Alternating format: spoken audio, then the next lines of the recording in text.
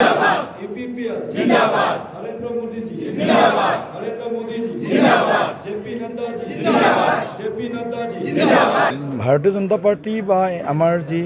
বৰপেটা লোকসভা সমষ্টিৰ যি প্ৰক্ষেপিত প্ৰাৰ্থী NDA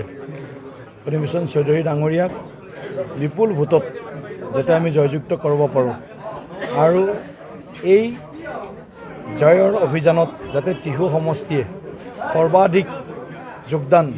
নিশ্চিত কৰিব পাৰে তাৰ কাৰণে মোৰ বুথ সকলোতকৈ মজবুত এইটো নীতিৰে আজি কিছু কথা কিছু কামৰ বিষয়ে আমি আলোচনা কৰিম আৰু বুথ জিকিলেহে নিৰ্বাচন জিকিব পৰা যায় যিটো চিৰন্তন সত্য কথা গতিকে মোৰ বুথত আমাৰ বুথত আমি কেনেধৰণে এইবাৰ পলিং পাৰ্চেণ্টেজ বঢ়াম কেনেধৰণে আমি আমাৰ ফেভাৰত আমাৰ পক্ষলৈ এই ভোটাৰ ৰাইজক আমি আনিম এই গোটেই কথাখিনি আমি বিস্তৃতভাৱে আলোচনা কৰিছোঁ আৰু মোৰ বিশ্বাস যে নৱগঠিত টিহু সমষ্টি এই টিহু সমষ্টিয়ে এইবাৰ সৰ্বাধিক ভোট এইবাৰ আমাৰ যি বিজয় যাত্ৰা আমাৰ NDA প্ৰাৰ্থী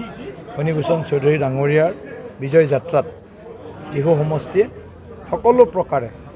সহযোগ কৰিব আৰু সৰ্বাধিক ভোট NDAৰ পক্ষলৈ মানে ৰাইজে যাতে দিয়ে তাৰ বাবে কাম কৰি আছে এতিয়া বৰপেটা লোকসভা সমষ্টিত্বৰ বেলেগ কোনো ইছ্যু নাই এতিয়া প্ৰথমৰ গ'ল্ড মেডেলটো ফণীভূষণ চৌধুৰী ডাঙৰীয়াই পাইছে এতিয়া ছেকেণ্ড আৰু থাৰ্ড কোন হয় মানে চিলভাৰ মেডেল কোনে পায় আৰু ব্ৰঞ্জৰ মেডেল কোনে পায় তাৰে হ'ব প্ৰতিযোগিতা গতিকে গ'ল্ড মেডেল অলৰেডি নিশ্চিত গতিকে চিলভাৰ আৰু ব্ৰঞ্জ কোনে পায় সেইটো আমাৰ বিচাৰ্যৰ বিষয় নহয় কিন্তু আমাৰ বিচাৰ্যৰ বিষয় হৈছে আমি যাতে কম মানে একদম সময়ত আমি 100 মিটাৰৰ যিটো দৌৰ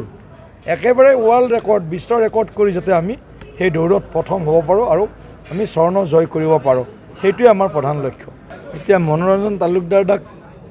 মই শুভেচ্ছাহে দিব পাৰিম তাতকৈতো তেওঁৰ কথা তেওঁ ইমান জ্যেষ্ঠ গতিকে তেওঁৰ কথাৰ মই হয়তো প্ৰতিক্ৰিয়া মই প্ৰকাশ কৰিব বিচৰা নাই কিন্তু আপোন বয়স হ'লে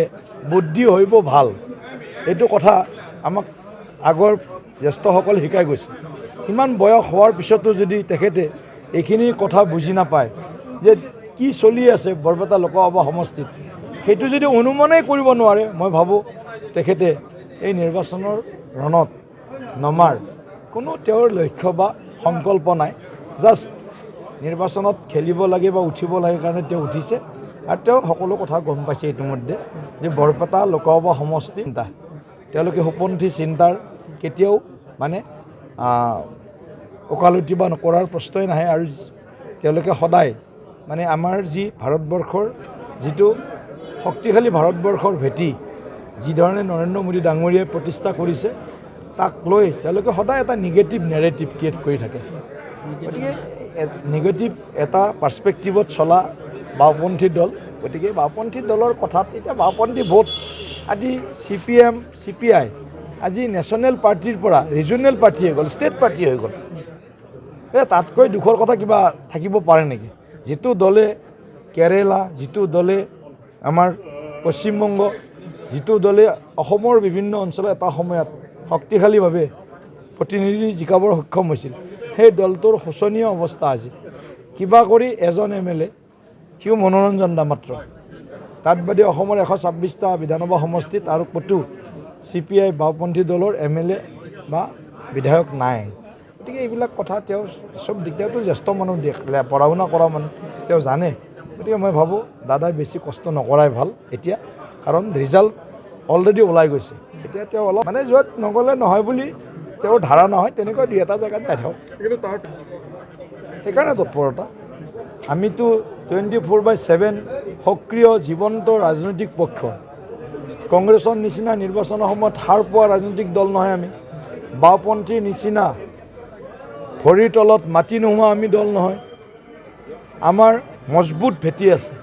এই মজবুত ভেটিত আমি শক্তিশালীভাৱে আমি থিয় হৈ আছোঁ তাৰ প্ৰমাণ আমি দিবৰ কাৰণে এইবিলাক কাম কৰি আছোঁ গতিকে যিমানেই আমি নিৰ্বাচনৰ ওচৰ চাপিব সিমানেই কেম্পেইনটো আৰু বেছি কৰি মানে তেওঁলোকে অলপ শান্তিত তেওঁলোকে থাকক অশান্তি কৰি তেওঁলোকে টোপনি ক্ষতি কৰাৰ প্ৰয়োজন নাই গতিকে মই এইটোৱেই তেওঁলোকৰ প্ৰতি অনুৰোধ থাকিম, কংগ্ৰেছ হওক,